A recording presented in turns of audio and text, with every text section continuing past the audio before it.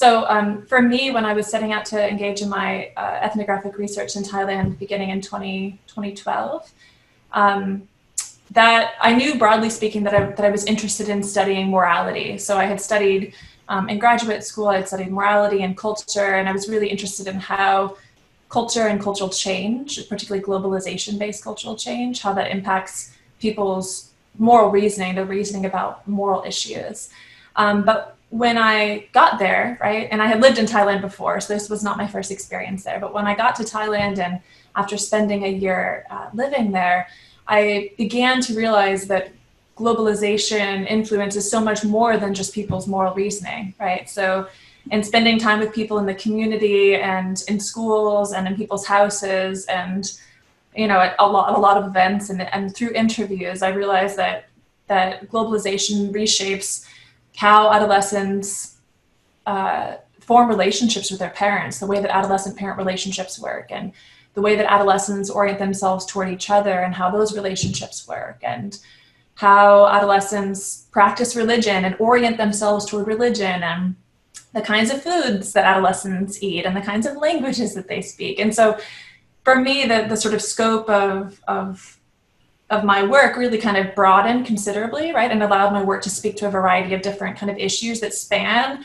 developmental and family science. And I think that that's the beauty of ethnographic research, is that it sort of allows you to kind of not be completely in control as a researcher. It allows you to learn from the people that you're trying to study. So I think that really that ethnography works well with any question, broadly speaking, that's interested in process or interested in people's lived experience on the ground. And then those sorts of questions will ultimately be transformed or informed by the kinds of things that come up on the ground, if you will. Yeah. What kinds of settings would you do observations in Thailand? So in Thailand, I've done research. So let's see, I'm trying to think of in the past and then more recent. So in terms of observation, I've done work both in schools, so high schools that adolescents themselves attend.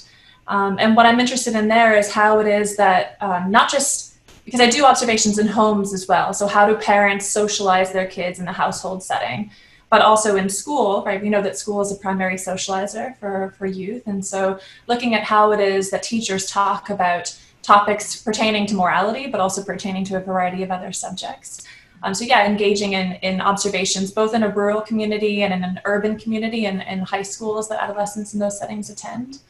And then, you know, another thing that I kind of alluded to a moment ago is that because ethnography tends to not treat participants as subjects per se, we allow those relationships to kind of transform over time. So an example of this is that when I interviewed participants, adolescents and their parents in 2012, and then after those interviews, many of the adolescents and parents friended me on Facebook. And, you know, so even still from afar, even when I'm in the United States, I can continue to sort of see what they're up to and pay attention to the way that they're developing and the way that their family relationships are functioning. When I go back to Thailand, they oftentimes invite me to go make merit with them, go to the temple, go on day trips with them and so forth. So there's really a kind of continued relationship that can emerge. And then, you know, I allow participants to sort of direct where that relationship goes. But that continues to be a kind of stream of data that I'm able to link up and connect and intersect with previous kind of research that I've done in the community. So when, as I mentioned, when I was in Thailand, it struck me that when I was there, I would also go to temples. So I would go to Buddhist temples because Thailand is very Buddhist. 95% of Thais are Buddhist, so it's a really religious country. And so when I began to, and of course I knew that Thailand was very religious, but when I began to go to the temples, I noticed that in the rural community, the way that people oriented themselves toward the temple and the kinds of things that they did when they were in the temple were really different than in the urban, more globalized community. So for example, I noticed that in the rural community, in the less globalized community, that people tended to go in large groups to the temple. They tended to go with a variety of other people, and they tended to also go at times, not when they're focusing necessarily on prayer and chanting, like individual types of practices, but to help construct, to help build things on the temple grounds, or to help kind of construct candles to give to the monks or something like this. So it's very sort of a different, so they would engage in these community-based kinds of practices.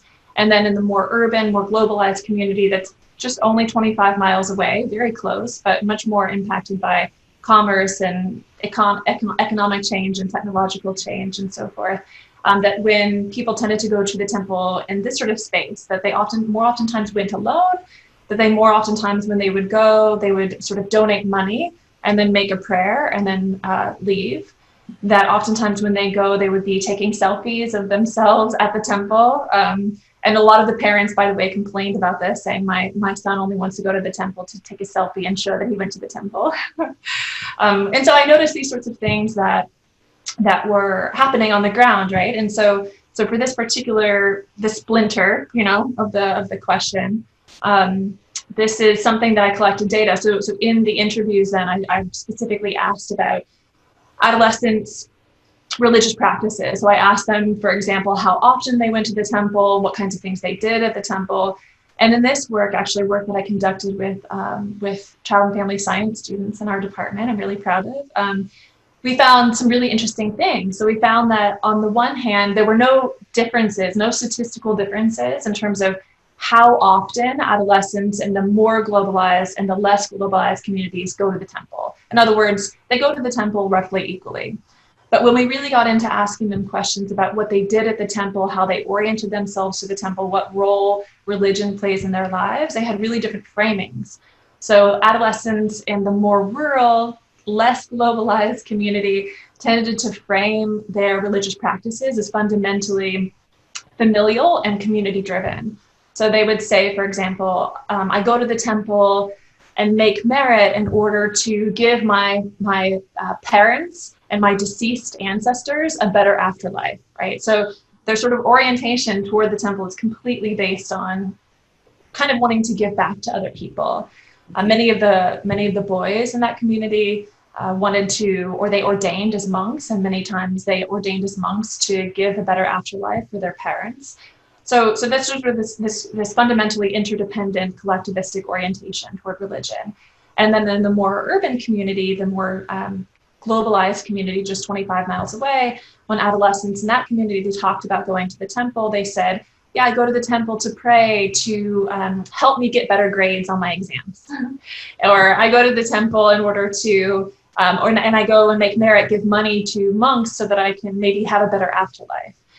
So I'm not saying that there's anything wrong with, of course, that kind of framing, but it's a much more independent kind of orientation toward religious practices and viewing sort of religion as serving the sort of self as opposed to serving the community. So that's just an example of how it is that we would sort of follow the splinter and then sort of trace these differences and allow those differences across rural and urban, less globalized and more globalized communities to sort of speak to how it is that sociocultural change might impact the way that adolescents orient themselves toward religion.